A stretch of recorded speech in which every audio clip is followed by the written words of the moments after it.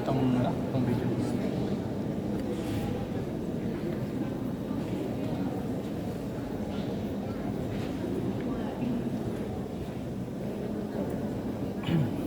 Ay, pogi.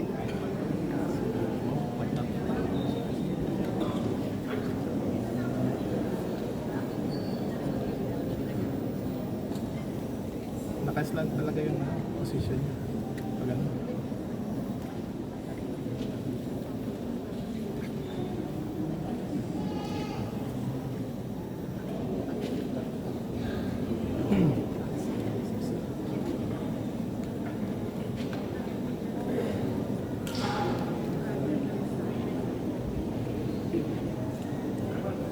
Okay na.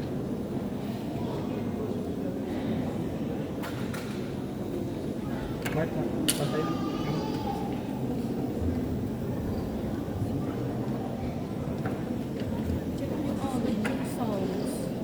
Check nyo agad yung sounds. Kasi kahapon walang sounds yung English. Wala nga. Wala. Sinira Hanggang eh. first reading. Sinira eh. May nasira doon. May nanira. Ayan nga. Double check nyo lagi. Hindi eh. Okay naman yun ano eh. Yung test. Dapat yung camera na rin din eh. Okay na to bro. Okay ako sila lahat. Kaya, payat ka dito eh. Ayun. I-pindot yung mga live mo. Yung choir. Dali. Dali, dali. Palive mo pa. Oh. Oh. Diba? Okay ba? Tabi nga eh. Tabi nga.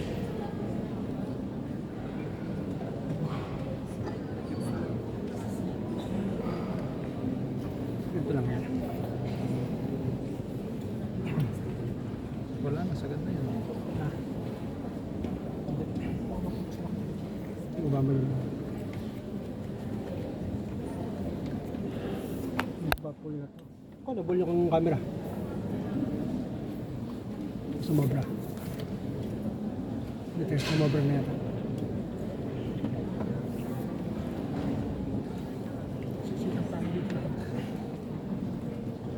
Okay na. Sige, bitaw nga. Okay na.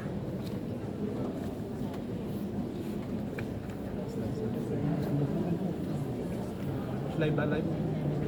Joke lang. Bulat sa amin nag-organ. Dapat din ikuha eh. Kasi nilalaan na to eh. Ako na kami mic sa radio. Live kayo, live. May mic kami sa radio. Ayan ah. Dadali kayo. Ano nga? Ano lang yung record lang namin po.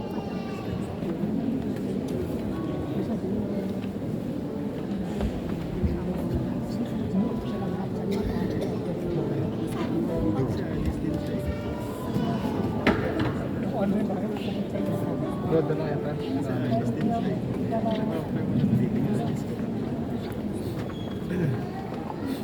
Main door ang entrance.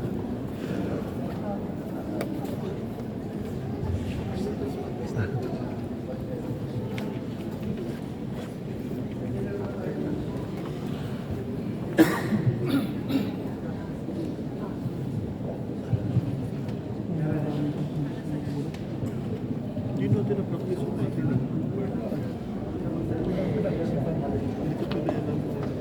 Basta page 129 ako dyan.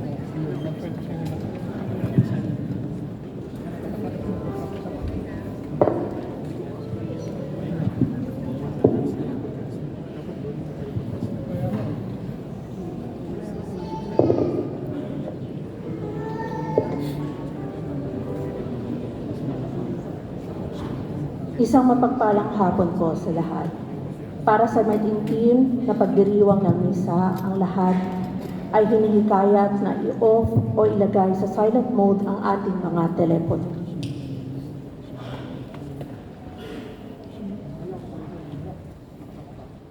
Sa araw na ito, ginugunita natin ang Biyernes Santo sa pagpapakasakit ng Panginoon. Magsitayo po ang lahat.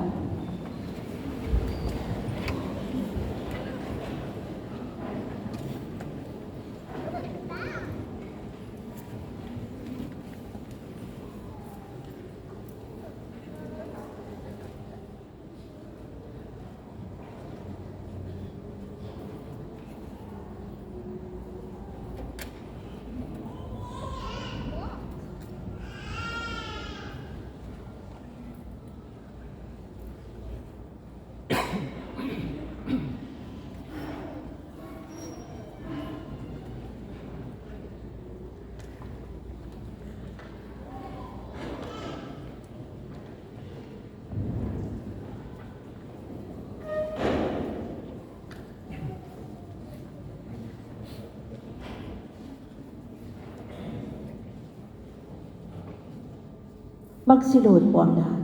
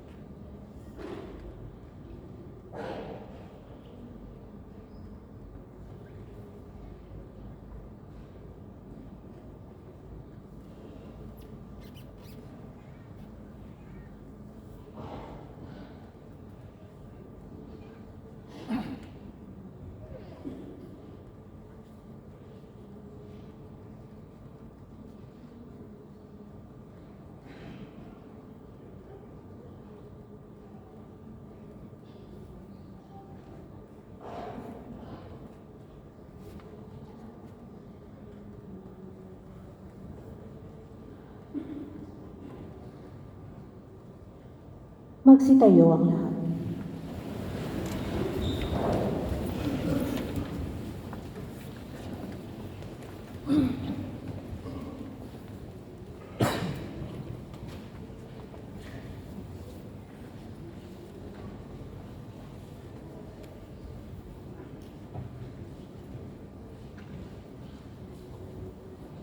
Ama naming makapangyarihan, alalahanin mo ang iyong awa at pagmamahal, at sa iyong paglingap, gawin mong banal kaming lahat na siyang dahilan, kaya't dugoy dumanak mula sa iyong nagpakasakit na anak, upang pagsaluhin kami sa piging ng pagkabuhay na kanyang itinatag bilang aming tagapamagitan, kasama ng Espiritu Santo magpasawalang hanggan. Amen. Magsiupo po ang lahat.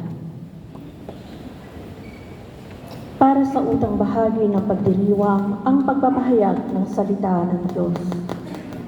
Si Jesucristo ang katuparan ng hula ni Propeta Isaías tungkol sa lingkod ng Diyos na kusang loob nag-alay ng sarili upang magkaroon ng kapatawaran ang mga kasalanan. Pakinggan natin ang unang pagbasa. Pagbasa mula sa aklat ni Propeta Isaías.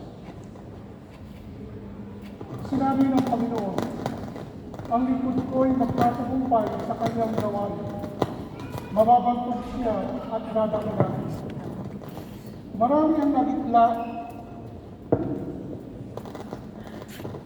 Pagbasa mula sa aklat ni Propeta Isaías, sinabi ng Panginoon, ang lingkod ko'y magtatagumpay sa kanyang gawain. Mababantog siya at dadakilain. Marami ang nagitla nang siya'y makita. Dahil sa pagkabugbog sa kanya'y halos di makilala kung siya'y tao.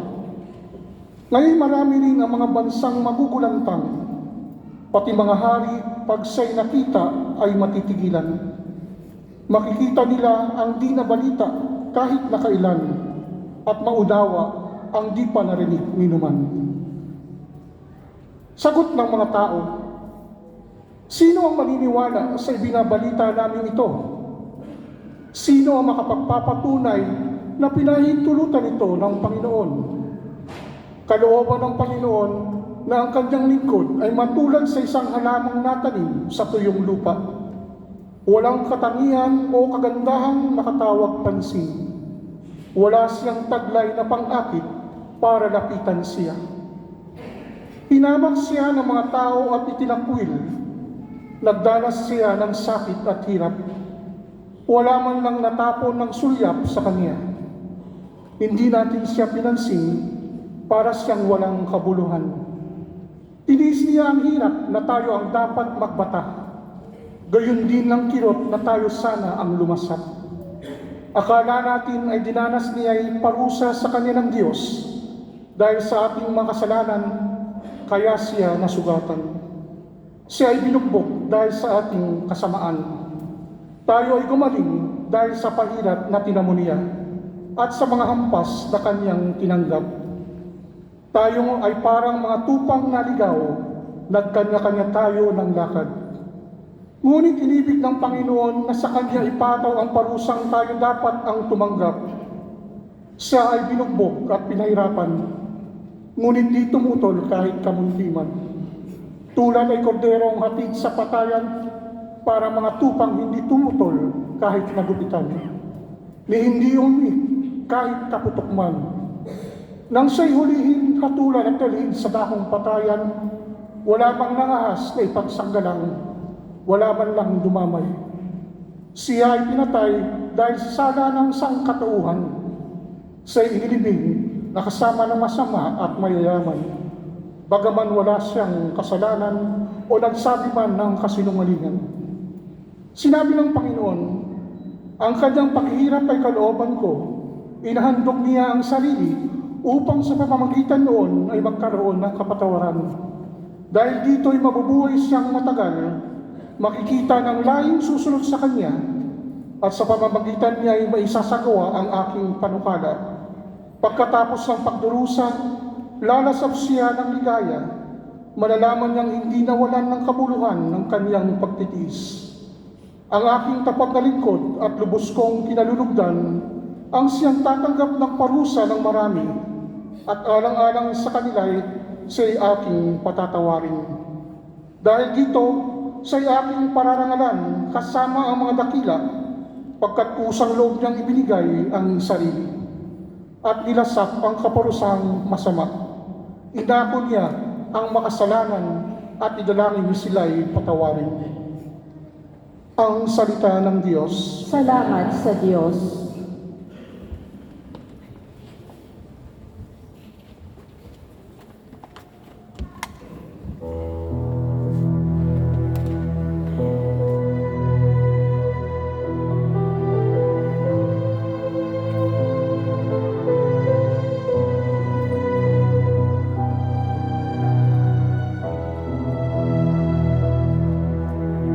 Ama, sa mga kamay mo, habilin ko ang buhay ko.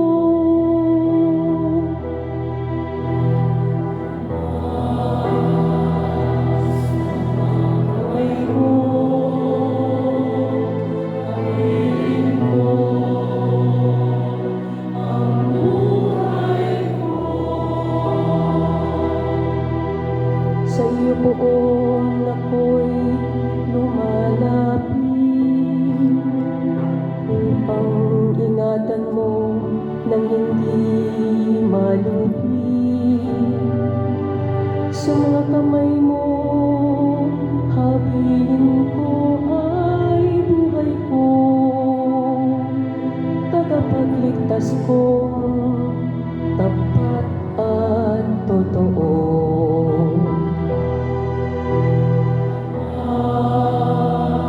Sa mga kamay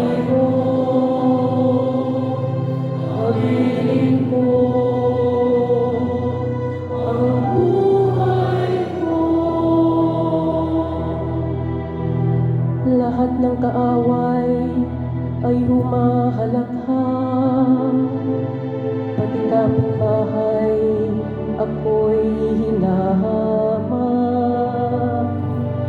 Dating kakilala ay nagsisila, kung masalubong ko ay nagsisiiwas. Kung nilimot na ako tulad ng namatay, di na pinapansin, parang yagit lamang. Ama, sa mga kamay mo, habilin ko ang buhay ko. Subalit buo ng aking tiwala ay sa sayo, Diyos na dakila. Sa iyong kalinga ay umaasa ako, sa iyong kalingay umaasa ako. Laban sa kaaway ay ipagtatanggol mo, at sa umuusig na sinumang tao. Ama, sa mga kamay mo, habilin ko ang buhay ko. Itong iyong lingkod sana ay linapin. Ingatan mo ako at iyong pagpalain. Iligtas mo ako at iyong sagipin. Tanda ng pag-ibig na di nagmamalim. O magpakatatag ang mga nilikha, lahat ng sapuon ay nagtitiwala. Ama, sa mga kamay mo, habilin ko ang buhay ko. Ama, sa mga kamay mo, habilin ko ang buhay ko. Sapagkat naranasan ni Jesus ang kahinaan, sakit, at pagdurusang dinaranas din natin, siya'y naging maunawain at mapagmahal na tagapagpamagitan natin sa Ama. Pakinggan natin ang ikalawang pagbasa. Pagbasa mula sa sulat sa mga Hebreo. Mga kapatid, magpakatatag tayo sa ating pananampalataya. Yamang mayroon tayong dakilang saserdote na pumasok sa kalangitan sa harapan ng Diyos. Walang iba kundi si Jesus na anak ng Diyos. Ang dakilang saserdote nating ito ay nakauunawa sa ating mga kahinaan, sapagkat sa lahat ng paraay tinukso siyang tulad natin, ngunit hindi nagkasala. Kaya't huwag na tayong mag-atubiling lumapit sa trono ng mahabaging Diyos, at dooy kakamtan natin ang habag at kalinga sa panahong kailangan natin ito. Noong si Jesus ay namumuhay dito sa lupa, siya'y dumalangin at lumuluhang sumamo sa Diyos na makapagliligtas sa Kanya sa kamatayan. At dininig siya dahil sa lubusan siyang nagpakumbaba.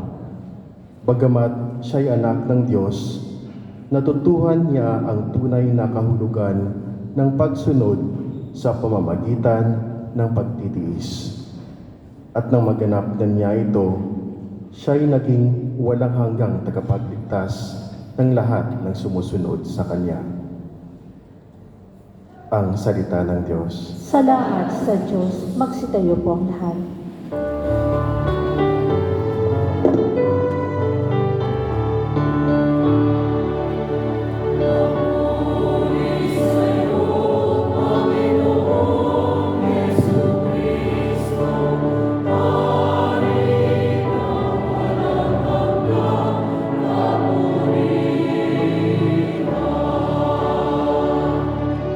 Sabay-sabay po ang lahat.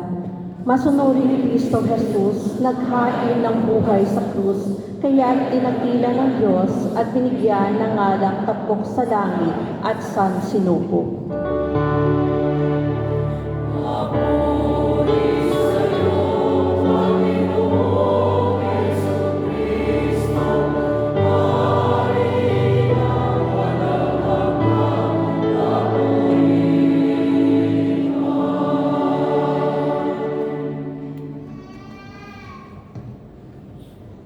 Ang napakasakit ng ating Panginoong Jesucristo ayon kay San Juan.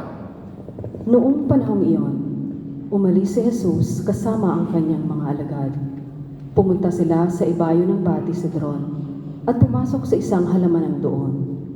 Ang lugar na ito'y alam ni Judas na nagkanulo sa kanya, sapagkat madalas magpunta roon si Jesus at ang kanyang mga alagad. Pumaroon si Judas kasama ang ilang bantay sa templo at isang pangkat ng mga kawal na padala ng mga punong saserdote at mga pariseo. May dala silang mga parol, sulo at sandata. Alam ni Jesus ang lahat ng mangyayari sa kanya, kaya't sila'y sinalubong niya at tinanong, Sino ang hinahanap ninyo? Jesus na taga Nazaret! Ako si Jesus. kaharap nila si Judas na nagkanulo sa kanya nang sabihin ni Jesus na siya nga. Napaurong sila at nabuwalas sa lupa. Muli siyang nagtanong, Sino nga ba ang hinahanap ninyo? Jesus na taga Nazaret! Sinabi ko na sa inyong ako si Jesus. Kung ako ang hinahanap ninyo, hayaan ninyong umalis ang mga taong ito. Sinabi niya ito upang matupad ang kanyang salita. Walang napahamak kahit isa sa mga ibinigay mo sa akin, Ama. Binunot ni Simon Pedro ang kanyang tabak at tinaga ang alipin ng pinakapunong saserdote. Natigpas ang kanang tainga ng alipin yaon na ang pangalay Malco. Sinabi ni Jesus kay Pedro, Isalong mo ang iyong tabak. Okay ba yan? Dapat kong inumin ang kalis ng paghihirap na ibinigay sa akin ng Ama. si Jesus ay dinakip at ginapos ng mga bantay ng Hudyo at ng pangkat ng mga kawal sa pamumuno ng kanilang kapitan. Siya ay dinala muna kay Anas na biyanan ni Caifás, na pinakapunong saserdote ng panahong yaon. Si Caifás ang nagpayo sa mga Hudyo na mas mabuti para sa kanila na isang tao lamang ang mamatay alang-alang sa bayan. Si Simon Pedro, ang isa pang alagad, ay sumunod kay Jesus. Kilala ng pinakapunong saserdote ang alagad na ito, kaya't nakapasok siyang kasama ni Jesus sa patio ng bahay ng pinakapunong saserdote. Naiwan naman si Pedro sa labas ng pintuan. Lumabas ang alagad na kilala ng pinakapunong saserdote. Kinausap ng dalagang nagbabantay sa pinto at pinapasok si Pedro. Si Pedro ay tinanong ng dalaga, Hindi ba't isa ka sa mga alagad ng taong iyan? Sumagot si Pedro, Hindi! Maginaw noon, kaya't nagpabaga ng uling ang mga alipin at mga bantay at tumayo sa paligid ng siga upang magpainit. Nakihalo si Pedro at nagpainit din. Si Jesus ay tinanong ng pinakapunong saserdote tungkol sa kanyang mga alagad at sa kanyang itinuturo. Sumagot si Jesus, Hayagan akong nagsasalita sa madla. Lagi akong nagtuturo sa mga sinagoga at sa templo ng mga Hudyo. Wala akong sinabing palihim. Bakit ako ang tinatanong ninyo? Ang tanungin ninyo'y ang mga nakarinig sa akin. Alam nila kung ano ang sinasabi ko. Pagkasabi nito, siya ay sinampal ng isa sa mga bantay na naruroon. Bakit mo sinasagot ng ganyan ang pinakapunong saserdote? Sinagot siya ni Jesus. Kung nagsalita ako ng masama, patunayan mo. Ngunit kung mabuti ang sinabi ko, bakit mo ako sinampal? Si Jesus na nagagapos pa noon ay ipinadala ni Anas kay Caifás, ang pinakapunong saserdote. Samantala, naroon pa rin si Simon Pedro at nagpapainit. Siya ay tinanong nila. Hindi ba't alagad ka rin ng taong iyan? Sumagot si Pedro. Hindi! Tinanong naman siya ng isa sa mga alipin ng pinakapunong saserdote, kamag-anak ng lalaking tinigpasan niya ng tainga.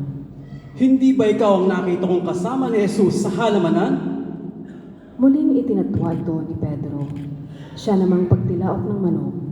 Mula sa bahay ni Caifás, si Jesus ay dilanan na sa palasyo ng gobernador. Umaga na noon, hindi pumasok ang mga Hudyo sa palasyo ng gobernador upang sila huwag maituring na di karapat-dapat kumain ng hapunang Pampaskwa. Kaya't sa labas, sila'y tinanggap ni Pilato at tinanong. Ano ang sakdal ninyo laban sa taong ito? Sumagot sila. Kung hindi po siya gumawa ng masama, hindi namin siya dadahin sa inyo. Sinabi sa kanila ni Pilato. Dalhin ninyo siya at hatulan ayon sa iyong kautusan. Sumagot ang mga Hudyo. Wala po kaming kapangyarihan humatol ng kamatayan kanino man. Nangyari ito upang matupad ang sinabi ni Jesus tungkol sa paraan ng kanyang pagkamatay.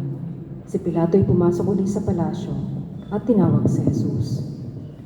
Ikaw ba ang hari ng mga Hudyo? Sumagot si Jesus.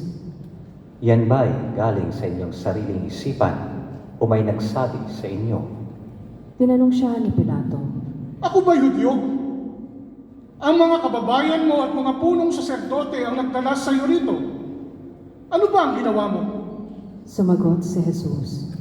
Ang kaharian ko'y hindi sa sanlibutan ito.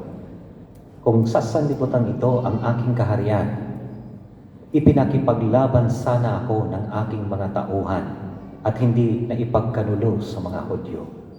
Ngunit, hindi sa sanlibutan ito ang aking kapangyarihan.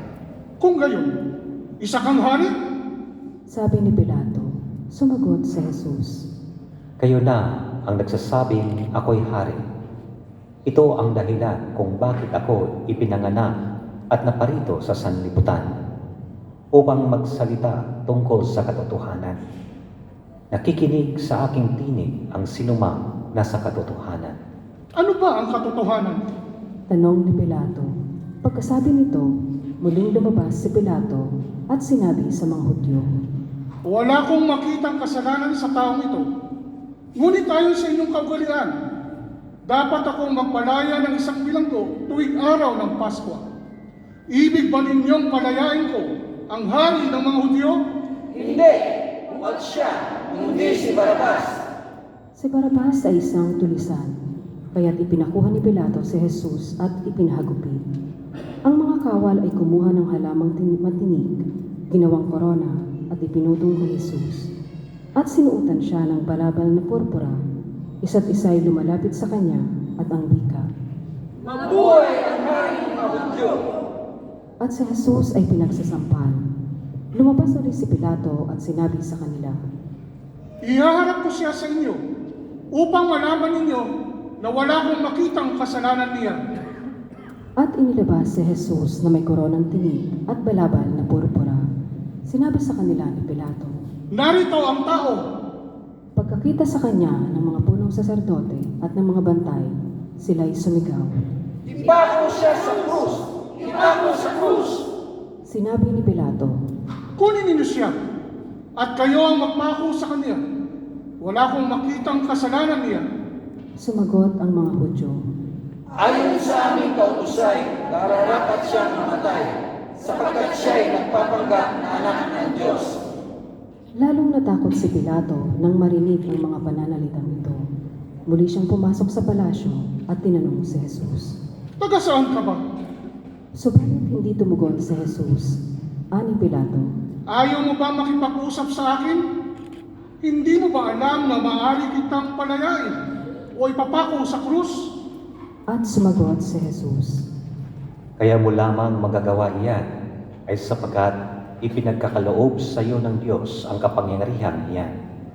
Kaya mas mabigat ang kasalanan ng nagdala sa akin dito. Nang marinig ito ni Pilato, lalo niyang hinangayan na palayain si Jesus. Ngunit nagsigawan ang mga tao. Kapag pinalaya mo ang taong yan, hindi ka kaibigan ng Sisar. Sino man nagpapanggap na hari ay kalaban ng Sisar. Pagkarinig ni Pilato sa pangungusap na ito, inilabas niya si Jesus at siya'y lumuklok sa hukuman sa dakong tinatawag na ang plataporma, Gabata sa wikang Hebreo. Araw noon ang paghahanda sa Paskwa at mag-iikalabing dalawa na ng tanghali. Sinabi ni Pilato sa mga Hudyo, Narito ang inyong hari! sumigaw sila. Patayin siya! Patayin! Ipako sa krus! Tanong ni Pilato. Ipapapako ko ba sa krus ang inyong hari? Sumagot ang mga punong saserdote. Wala kaming hari kundi ang Sisar. Kaya't si Jesus ay ibinigay sa kanila ni Pilato upang ipako sa krus. Kinuha nga nila si Jesus at lumabas siya na pasa ng kanyang krus patungo sa lugar na kung tawagin Dako ng Bungo, Golgota sa wikang Hebreo. Pagdating doon, siya ay ipinako sa krus kasama ng dalawa pa, isa sa gawing kanan at isa sa kaliwa. Sumulat si Pilato ng ganitong pangungusap at ipinalagay sa krus. Si Jesus na taga Nazaret, ang hari ng mga Hudyo. Nasusulat ito sa mga wikang Hebreo, Latin at Griego, at marami sa mga Hudyo ang nakabasa nito.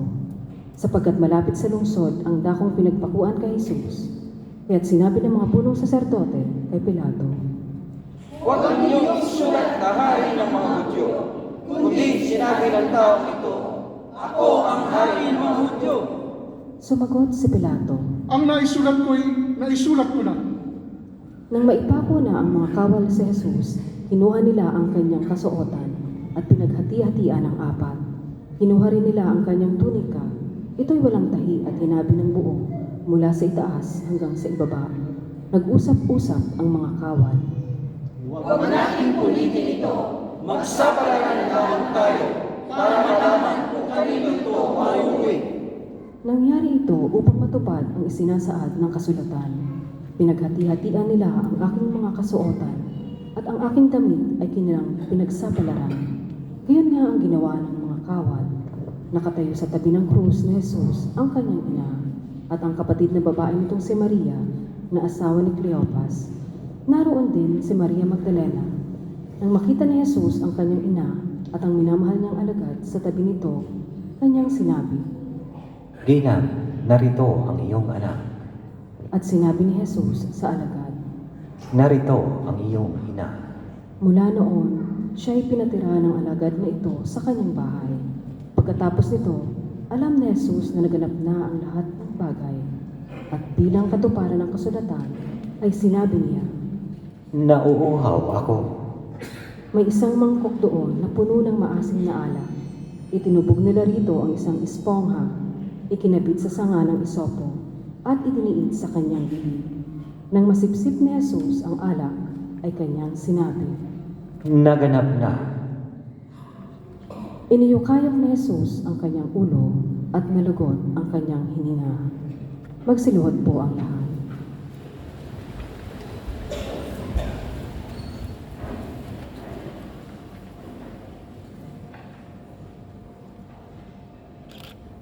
Magsitayo po ang lahat.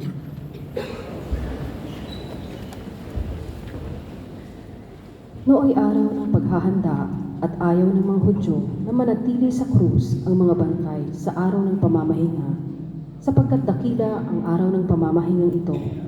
Kaya't hiniling nila kay Pilato na ipabali nito ang mga binti ng mga ipinako sa krus at alisin doon ang mga bangkay. Naparoon nga ang mga kawal at binali ang mga binti ng dalawang ipinakong kasabay ni Jesus. Ngunit pagdating nila kay Jesus at nang makitang patay na siya, hindi na nila binali ang kanyang binti. Subalit, inulos ng sibat ng isa sa mga kawal ang tagiliran ni Jesus at biglang dumaloy ang dugo at tubig. Ang nakakita nito ang nagpapatotoo. Tunay ang kanyang patotoo at alam niyang katotohanan ang sinabi niya upang kayo'y maniwala. Nangyari ang mga ito upang matupad ang sinabi ng kasulatan. Walang mababali isa man sa kanyang mga buto. At sinabi naman ng ibang bahagi ng kasulatan, pagmamasdan nila ang kanilang inulos. Pagkatapos nito, si Jose na taga Arimatea ay nagsadya kay Pilato upang humingi ng pahintulot na makuhang bangkay ni Jesus. Si Jose isang alagad ni Jesus. Ngunit palihim nga lamang dahil sa takot sa mga Hudyo at ang pinahintulutan siya ni Pilato. Kaya't kinuha ni Jose ang bangkay ni Jesus. Sumama sa kanya si Nicodemo, may dalang pabango, mga 100 libra ng pinaghalong mira at aloy. Siya ang nagsadya kay Jesus isang gabi. Kinuha nila ang bangkay ni Jesus at nilagyan ng pabango habang pinabalot sa kayong lino, ayon sa kaugalan ng mga Hudyo. Sa pinagpakuan kay Jesus ay may isang halamanan doon at dito'y may isang bagong libingang hindi pa napaglilibingan. Yamang nooy araw ng paghahanda ng mga Hudyo. At dahil malapit naman ang libingan na ito, doon nila nilibing si Jesus. Mga kapatid, ang mabuting balita ng Panginoon. Pinupuli na lang ang Panginoon sa Kristo. Magsiupo ang lahat. Magandang tanghali po sa ating lahat. Okay pa bang yung tuhod? Konting binitensya lang. No? Biyernes Santo po ngayon. Okay?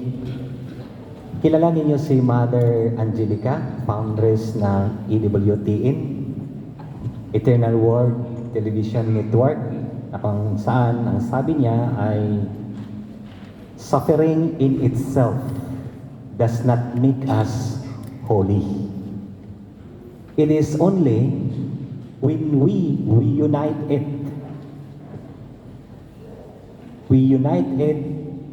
all out in the suffering of Christ that has meaning. Suffering without love is wasted pain. Yan ang sabi niya.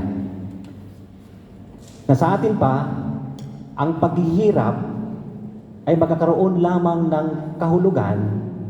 Ang paghihirap ng isang tao ay magkakaroon lamang ng kahulugan kung ang paghihirap na ito ay ating ipagkaisa na may pagmamahal sa sakit at hirap ng ating Panginoong Hesukristo. Ang paghihirap na walang pagmamahal ay hindi po kayo babanal. Pero ang paghihirap na may pagmamahal, ito ay daan sa kabanalan. At klaro naman mga kapatid, narinig po natin sa unang pagbasa, Propeta Isaias, na kung saan binigyan po tayo ng susi para intindihin bilang isang alipin o alagad na ilako lahat ang kasalanan. At yan ang ginawa ng ating Panginoong Hesukristo sa Ebanghelyo. Inako niya ang hirap, inako niya ang parusa na hindi dapat sa Kanya. Dapat ang parusa na yon ay para sa sangkatauhan, para sa atin. Tinabaga, ang lahat ng mga kasalanan diyan sa krus, inilagay ang lahat ng mga kasalanan ng mga tao. Makikita natin ang kasalanan ng tao sa krus. Ang galit ang tao sa Diyos kapag may problema, sakit at hirap. Hindi tinatawag na Diyos. Anong klase kang Diyos? Hindi na nagsisimba. Galit, lumayo sa simbahan. Yung iba, nagagalit sa ina, nagagalit sa ama, dahil ganito ang kanilang buhay. Ang mga magulang galit sa anak, nag-aaway-away. Wala nang paggalang sa mga magulang. Minsan, sa isip, pinatay na ang tao. Sa salita, pinatay na ang tao. O sa gawa, pumatay ng tao. Kasalanan na nakikiapid, kasalanan na kung saan tumitingin sa iba kahit may asawa, nagnanakaw, kinagustuhan yung mga mayroon ng iba na mayroon naman siya, lahat ng kasalanan, mga injustices, mga positions na hawak ng tao, lahat ng mga kasalanan na yan, nandyan sa cross. Dahil malakas ang mundo, sa mundong ito, pinakarga kay Jesus diyan sa cross. At tinanggap naman ni Jesus ang lahat ng mga iyon. Kinarga niya ang cross na puno ng pagkakasala ng tao, ng sanlibutan. At anong ginawa ni Jesus? Itinaas ito tungo sa kanyang Ama. At sinasabi niya, Ama, patawarin mo sila dahil hindi nila alam ang kanilang ginagawa. Siya nang walang kasalanan, siya pa ang pinarusahan. Siya yung walang kasalanan, siya yung nagpapatawad. Siya yung walang kasalanan, siya yung gumawa ng dahilan upang tayo ay patawarin. May makikita pa ba tayong ganong klaseng pagmamahal sa ngayon? Ngayong Biyernes Santo, mga kapatid, tanungin natin ang ating sarili. Ano o sino ang krus sa buhay ko? Ano ba ang krus sa buhay ko? Sino ba ang krus sa buhay ko? Tanungin mo yung katabi mo, ikaw ba ang krus ng buhay ko?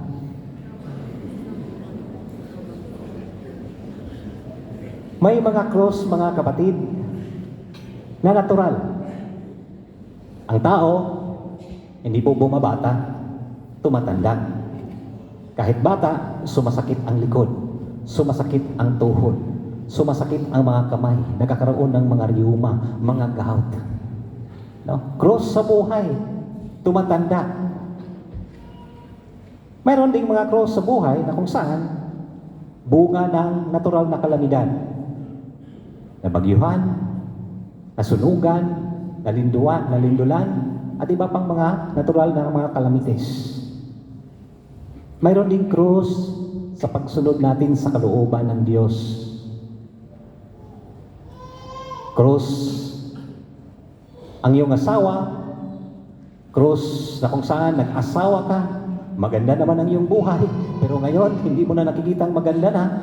Ang bigat sa pakiramdam, hindi mo na mabigyan ng oras ang iyong sarili dahil yung lahat ng oras mo ay doon sa pamilya. Krus sa trabaho, krus sa mga mahal sa buhay, sa mga taong kaibigan mo na tinuturing mong mga kaibigan pero hindi ka tinuturing na kaibigan, krus din yan. No? Sumunod ka sa kalooban ng Diyos.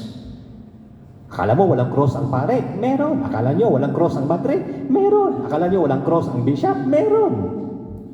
Lahat po may cross sa buhay. At meron ding cross na bunga ng kasalanan. Saan po kayo doon? Mga kapatid, bakit natin tinatanggap ang cross? Bakit natin tatanggapin ang cross? Ang sabi ni Jesus, forget yourself, deny yourself.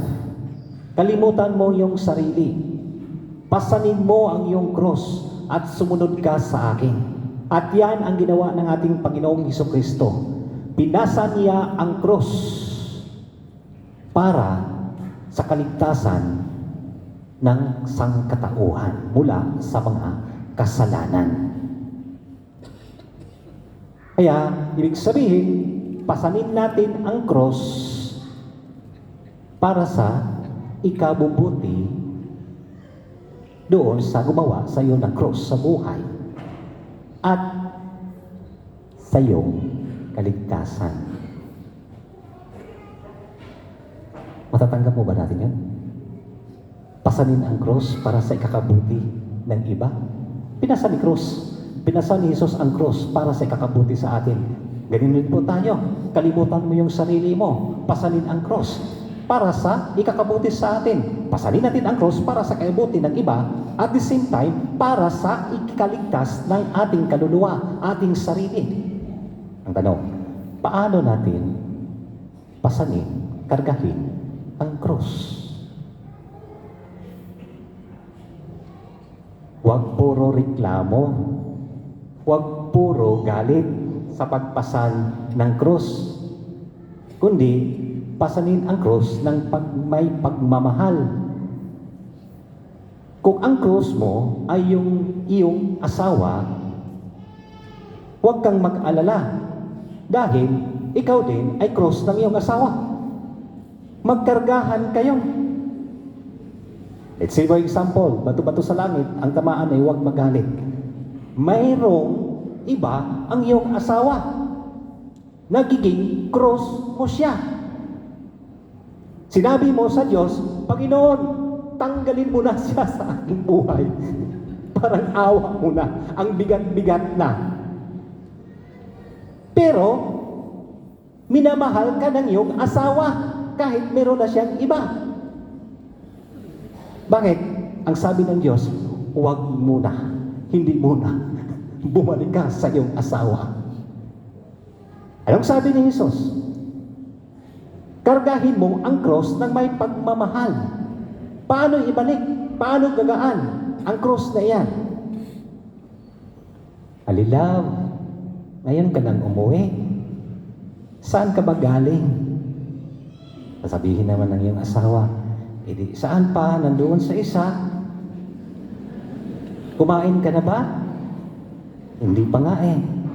Ikaw naman na may pagmamahal kasi cross mo siya, pinaghanda na kita ng lason. Hindi. Pinaghanda na kita ng pagkain. Ininit ko na yung sabaw ng isang linggo pa. Isang linggo pa ang hindi ka umuwi. Kaya ito hanggang ngayon, ininit ko para makain mo. Sasabayan kita, susubuan pa kita. No? May pagmamahal. Aray ko. No? Ayan ang sabi eh. Kargahin ng may pagmamahal. Pag-uunawa. Dahil ang cross ay puno ng kasalanan. At ang iyong asawa ay may kasalanan. Yung cross ni Jesus ay puno ng kasalanan. Ating kasalanan. Pero kinakarga niya tayo. Tayo, makakarga po ba natin yun? Ayan ang question. Ayan. No? Diretso huwis. Diretso doon sa gobyerno. Doon sa abogado. Pero ito ang turo ni Kristo. No? Masakit sa part sa babae. O ang babae man. Masakit sa part sa lalaki. Puro nasasaktan. Mga kapatid. Pero huwag po tayong mag-alala sa pagpasan ng cross. Dahil mayroong Ama na sumabaybay sa atin katulad ni Jesus na pasan-pasan niya ang cross. Noong nag-Station of the Cross po kami papunta sa Cross Mountain doon sa Medjugorje. Napakatarik mga kapatid. Tapos,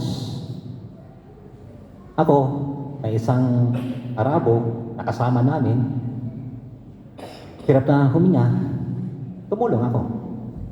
No, sa pagdala sa kanya, sa pag-akay sa kanya. Puro bato-bato po yun. Paakyat doon sa itaas.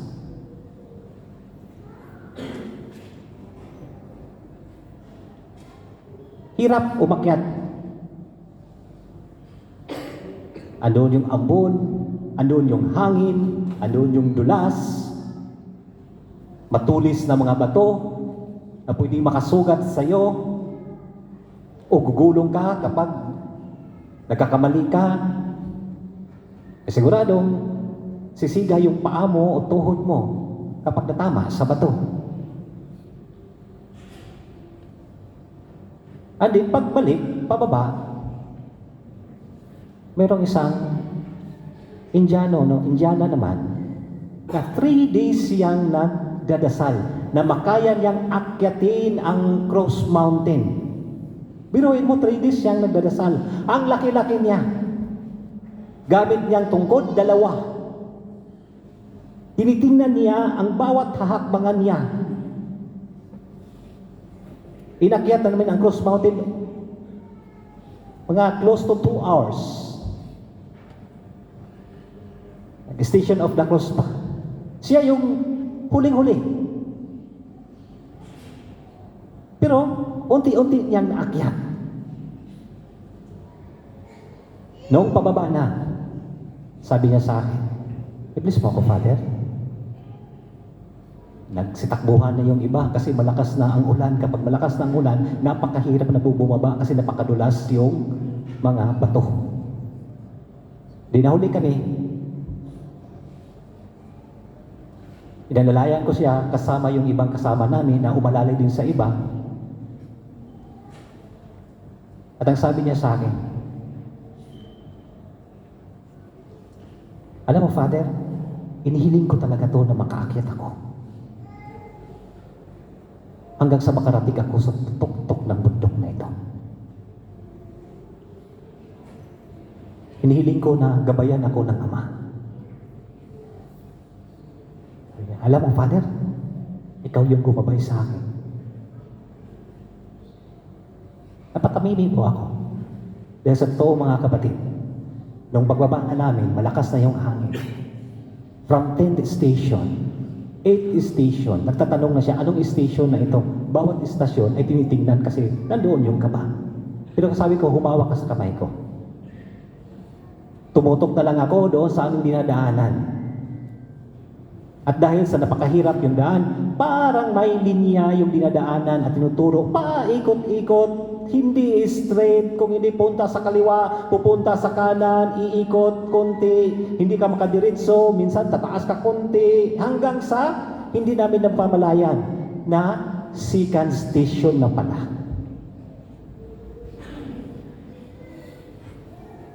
Bakit, mga kapatid? Dahil sa pag-akyat natin sa cross ng buhay po natin. Dahil ang buhay po natin ay isang gabundok na hirap, na dala-dala po natin, na inaakyat po natin. Huwag niyong kalimutan, sa tuktok na yon, may kaginhawahan. Mayroong station of the cross yung buhay natin. First station, makapagpahinga ka. Second station, pataas na pataas, pero may pahinga. Hanggang sa makarating. At yun yung pangalong punto. Paano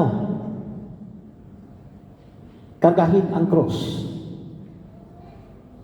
Kargahin natin ang cross na ang mata natin ay ituon sa itaas. Sa itaas.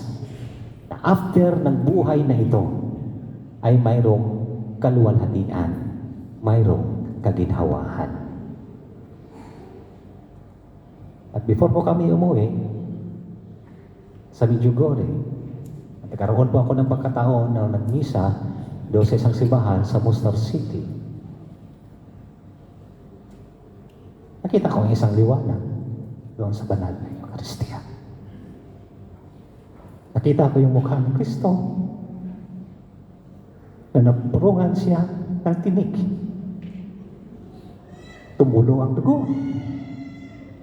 At sa ilalim nito ay ang kanyang puso.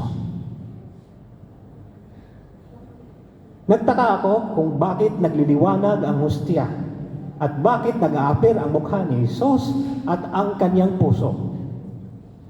Binaligtad ko ang hostya, pero sa likod ng hostya, iba ang porma. kundi krus na kung saan ipinako si Kristo. Akala ko ay isang refleksyon mula sa likod. Kaya tinignan ko ang likod, binaligtad ko, pero hindi.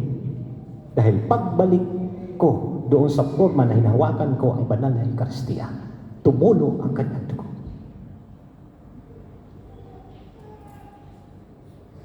Hindi ko mapigilan ang aking luha na umiyak. Umiyak na lang ako ng umiyak. Hindi ko nalaman kung anong nangyayari. Patuloy ako sa banal na Eucharistia. Nagnanam ako. Kamay ko, buong katawan ko, hindi ko maiwasan yung aking mga mata na tumulo. Pero hindi naman ako sasaktan. Ang sarap sa pakikiramdam.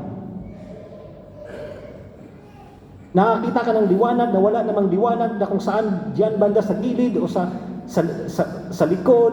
Kung hindi, napatingala na lang ako sa taas.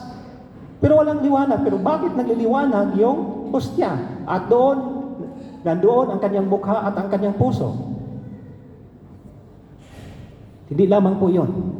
Dahil hindi lamang po ako, dahil banal na Eucharistia na selebrasyon, yung tinutulungan ko ay nakita din niya kung ano ang mukha ni Kristo nung itinaas ko sa oras na yun. At ang kulay ng hostya na nagliliwanag doon sa kamay ko ay nakikita din niya.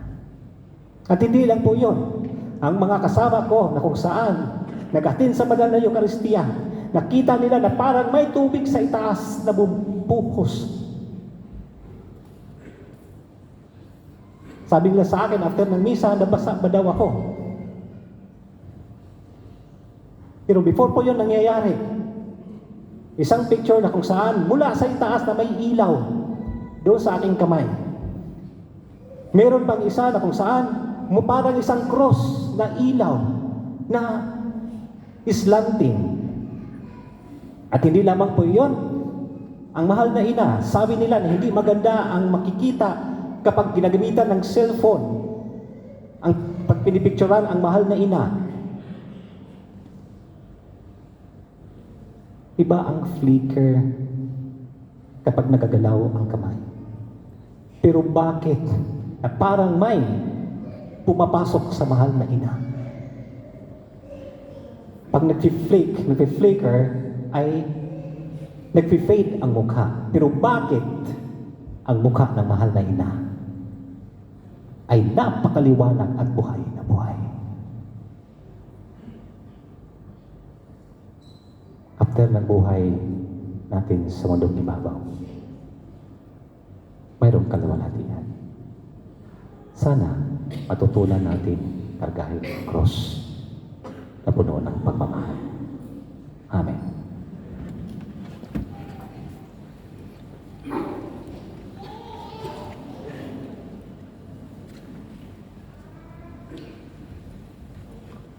Magsitayo po ang lahat.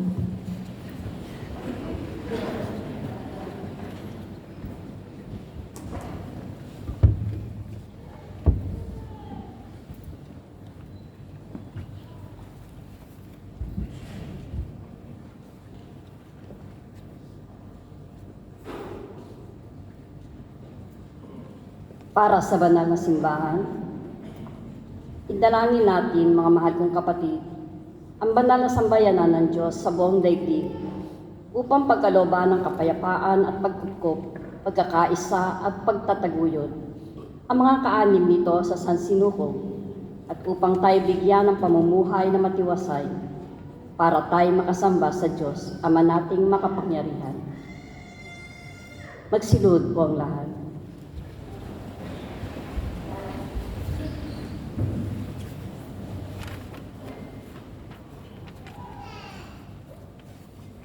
Magsitayo po ang lahat. Ama naming makapangyarihan, sa katauhan ng anak mong si Kristo, ipinahayag mo ang iyong kadakilahan sa lahat ng mga tao. Lingapin mo ang iyong mga ginawa dahil sa pag-ibig upang ang iyong sambayanang laganap sa buong daigdig ay mamalaging matatag sa pananampalatayang iyong bigay para sambahin ang banal mong ngalan sa pamamagitan ni Jesucristo kasama ng Espiritu Santo magpasawalang hanggan. Amen. Para sa Santo Papa, idalangin natin ang ating banal na Papa na si Francisco, na hinirang ng Diyos sa hanay ng mga tagapangasiwa upang kanyang bigyan ng kalusugan at mahabang buhay para sa kapakanan ng banal na sambayanang ipinagkatiwala sa kanya para paglingkuran. Magsiluhod ang lahat.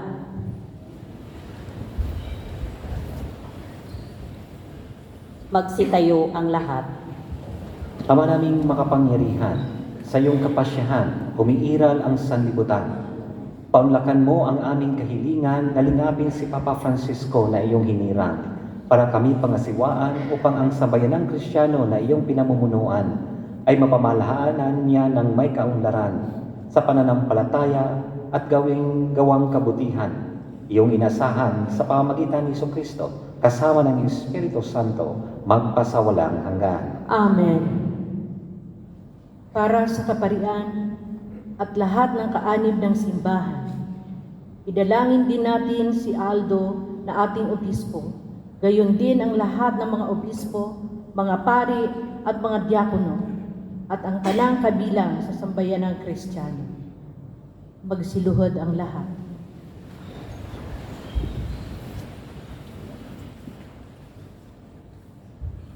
Magsitayo ang lahat. Ama naming makapangyarihan, ang iyong Espiritu ay nagpapabanal at nagtataguyod sa buong simbahan. Dinggin mo ang aming pagluhog para sa iyong mga tagapaglingkod upang mapaglingkuran kang matapat sa tulong ng iyong kagandahang loob. Sa pamamagitan ni Jesucristo, kasama ng Espiritu Santo, magpasawalang hanggan. Amen. Para sa mga inihahandang tao sa pagbibinyag, idalangin din natin ang mga inihahandang tao sa pagbibinyag upang ang kanilang kalooban ay makatugon sa pagtawag ng Diyos, Ama naming makapangyarihan. Para sa tubig na binyag, sila'y muling maisilang sa ikapagpapatawad ng lahat ng kasalanan at sa ikapagkakamit ng pakikisalo kay Jesus na Poong mahal. Magsiluhod ang lahat.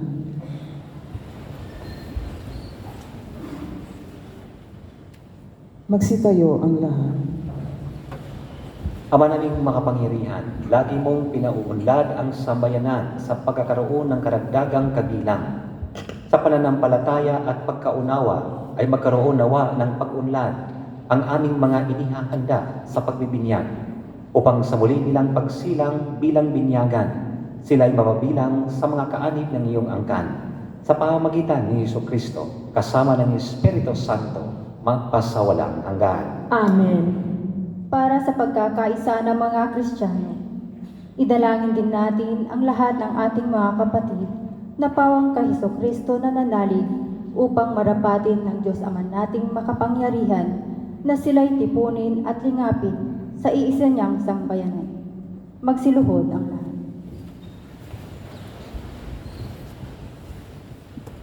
Magsitayo ang lahat. Ama naming makapangyarihan, tinitipon mo ang mga nawalay at tinatangkilik mo ang mga nagkakatipon sa iyong sambayanan. Lingapin mo ang mga kabilang sa kawan ng iyong anak na sa iyo itinalaga sa buklod ng iisang binyag upang sila'y magkabuklod sa buong pananalig at sila'y makapisan sa buklod ng pag-ibig. Sa pamamagitan ni Jesucristo, kasama ng Espiritu Santo, magpasawalang hanggan. Amen. Para sa mga Hudyo, idalangin din natin ang mga Hudyo na unang pinagpahayagan ng Diyos na totoo upang ipagkaloob niyang sa pag-ibig sa kanyang ngalan, sila ay umunlad sa pagiging matapat sa kanyang tipan. Magsiluhod ang lahat. Magsitayo ang lahat. Ama naming makapangyarihan, pinangatawanan mo ang iyong mga pangako kay Abraham at sa tanang sa kanya ay sumilang. Dinggin mo ang pagluhog ng iyong sambayanan upang ang mga tao na iyong unang hinirang ay pagindapating sumapit sa kaganapan ng kaligtasan. Sa pamamagitan ni Jesucristo, kasama ng Espiritu Santo, magpasawalang hanggan. Amen. Para sa mga hindi sumasampalataya kay Kristo, idalangin din natin ang tanang hindi pa sumasampalataya kay Kristo upang tahakin nila ang landas ng kaligtasan na nililiwanagan ng Espiritu Santo. Magsiluhod ang lahat. Magsitayo ang lahat. Ama naming makapangyarihan, gawin mong ang mga hindi panananalig sa iyong anak ay makatuklas sa katotohanan sa pamumuhay nilang wagas, at kaming sa pag-ibig mo ay laging umuunlad sa pagmamalasakit sa tanang sa iyo'y humahanap, ay maging mga saksing mapaniwalaan ng iyong dakilang pag-ibig sa sanlibutan. Sa pamamagitan ni Hesukristo, kasama ng Espiritu Santo, magpasawalang hanggan. Amen. Para sa mga hindi pa sumasampalataya sa Diyos, idalangin din natin ang mga hindi pa sumasampalataya sa Diyos upang pagindapating sa Kanya'y makadulog sa paniniwalang wagas na kanilang sinusunod. Magsiluhod ang lahat. Magsitayo ang lahat.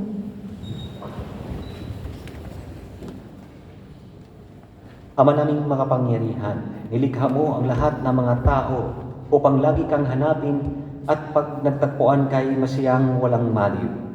Ipagalob mong kahit may mga di ka nais-nais na balakid, mabanagaanan pa rin ng tanan ang mga pahiwatig ng iyong pag-ibig at matanggap nila ang mga gawang kabutihan ng mga sumasampalataya bilang kaakit-akit na katibayan na ikaw ang Diyos na totoo at amang aming pinanggalingan. Sa pamamagitan ni Hesukristo, kasama ng Espiritu Santo, magpasawalang hanggan. Amen. Para sa mga umuugit sa pamahalaan, idalangin natin ang mga may tungkuling maglingkod sa bayan at umuugit sa ating pamahalaan upang ang kalooban nila ay itaguyod ng amang may kapal alinsunod sa kanyang kinalulugdan sa ikapagkakamit ng kapayapaan at kalayaan ng tanan. Pagsiluhod ang lahat. Magsitayo ang lahat. Ama naming makapangyarihan, na sa iyong kamay ang adhika at karapatan ng tanan. Tungayan mo ang mga umuugit sa aming pamahalaan upang sumagana ang tanan sa sanlibutan sa ipagkakamit ng kapayapaan at ikapanatili ng kalayaan na ikaw ang sampahin alinsunod sa iyong loobin sa pamamagitan ni Hesukristo, kasama ng Espiritu Santo, magpasawalang hanggan. Amen. Para sa mga may tanging pangangailangan, idalangin nating mga kapatid sa Ama nating makapangyarihan na ang sanlibutan ay maibsan ng tanang katiwalian, ang mga karamdaman ay malunasan, ang kagutuman ay maparang, ang mga nasa piitan ay lumayang tuluyan, ang mga naaapi ay mahango sa kawalang katarungan, ang mga naglalakbay ay maluwalhating sumapit sa paroroonan, ang mga nasa ibang bansa ay makauwi sa kanilang bayan, ang may sakit ay magkamit ng kagalingan, at ang mga nag-aagaw buhay ay matiwasay na mahimlay. Magsiluhod ang lahat. Magsitayo ang lahat. Ama naming makapangyarihan, binubuhayan mo ng loob ang mga nasa kapighatian. Pinatatag mo ang mga may mabigat na pinapasa. Paunlakan mo ang mga kahilingan ng mga dumaraing dahil sa maraming mga pinagtitiisan upang bawat nasa kagipitan ay magkamit ng kasiyahang madama ang iyong pagmamahal. Sa pamamagitan ni Hesukristo, kasama ng Espiritu Santo, magpasawalang hanggan. Amen. Manatili pong nakatayo ang lahat. Tayo ay dadako sa ikalawang bahagi, ang pagpaparangal sa banal na krus.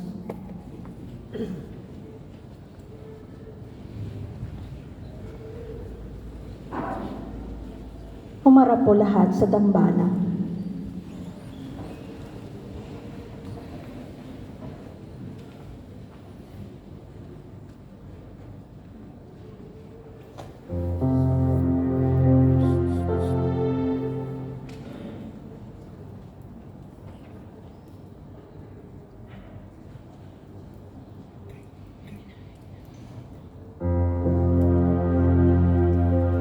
Masdan ninyo ang nakabayubay ang kaligtasan ng mundo.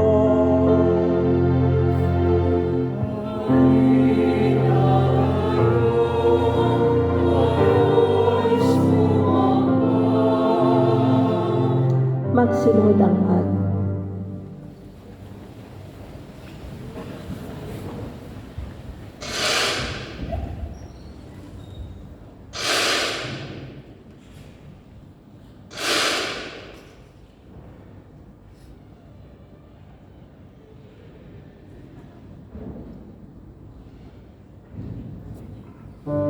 Magsitayo ang lahat. Masdan ninyo ang kahoy na krus, dito nakabayubay ang kaligtasan ng mundo.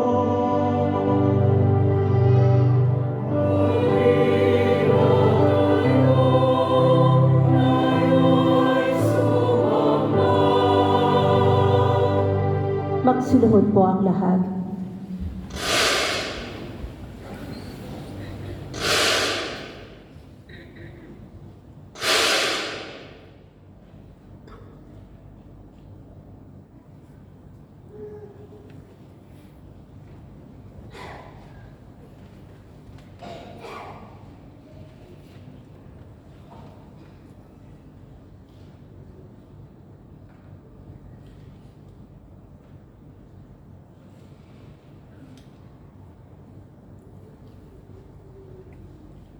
Magsitayo ang lahat.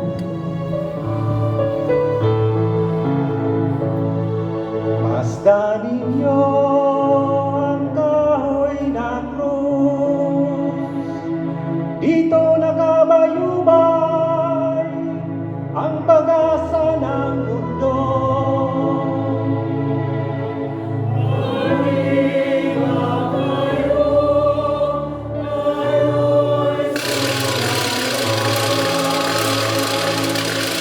Magsiluhod ang lahat.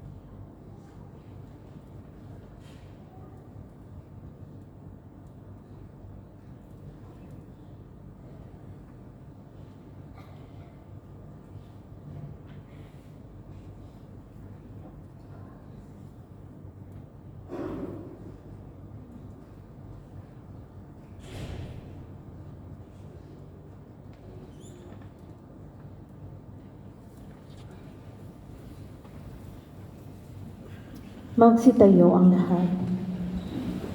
Ang pagpapahalik sa krus ay gagawin sa huling bahagi ng banal na pakikinabang. Para sa ikatlong bahagi ang banal na pakikinabang.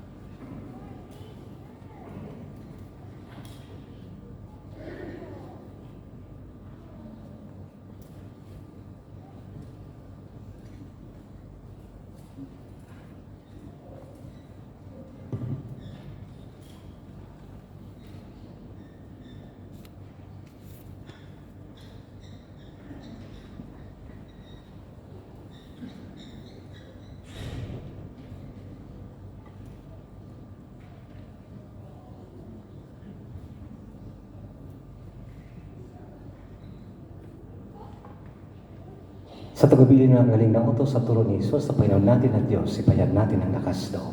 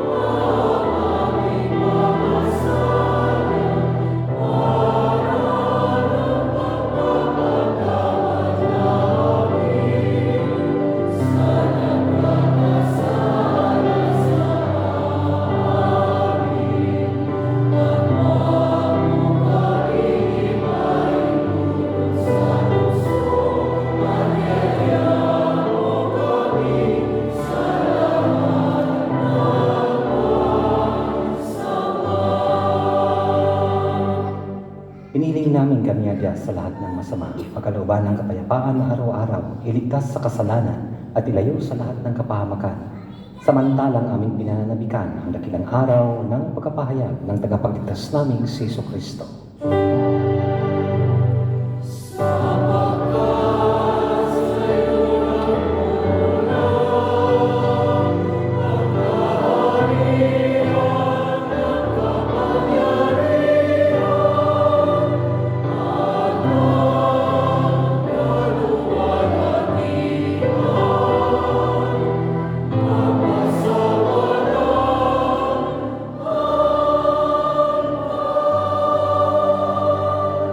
Magsiluhod po ang lahat.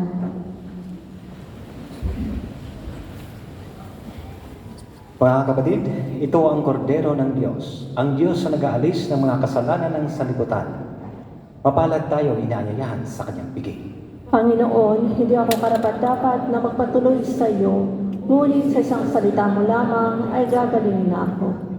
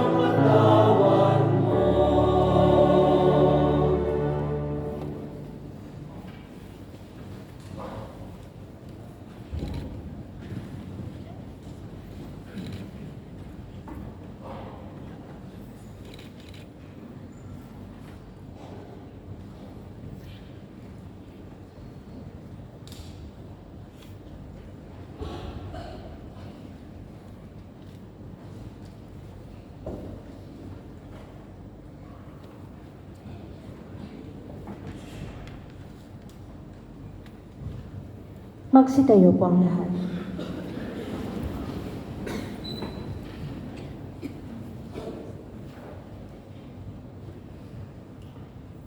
Manalangin tayo. Ama naming mapagmahal, pinapakinabang mo kami sa banal na pagkamatay at pagkabuhay ni Kristo. Panatilihin mo sa amin ang ginanap ng iyong dakilang pag-ibig upang kami ay makapamuhay ng matapat sa pakikisalo sa dulot mong pagliligtas. Sa pamamagitan ni Jesucristo, kasama ng Espiritu Santo, magpasawalang hanggan. Amen. Panalangin ng sambayanan. Iyo ko ang inyong mga ulo.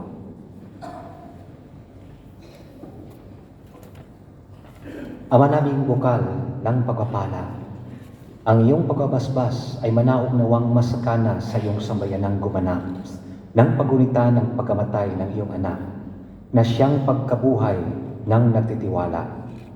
Ang iyong pagkapatawad ay sumapit nawa sa tanan.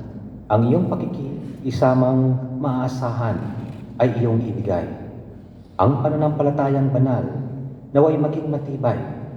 Ang kaligtasang walang maliw ay patatagin mong lubusan sa pamamagitan ni Jesucristo, kasama ng Espiritu Santo, magpasawalang hanggan. Amen. Ang lahat po ay inanyayahang pumila ng maayos sa paghalik sa banal na krus at sumunod sa direksyon ng service ministry. Ang malingkod naman ng simbahan ay pumila malapit sa choir lobe. Pagkatapos po ng inyong paghalik sa krus, ay tahimik na pong lumabas ng katedral at inaanyayahan ang lahat na dumalo ng Easter Vigil Mass bukas sa Holy Family Hall sa ganap na 5:30 ng hapon. Maraming salamat po.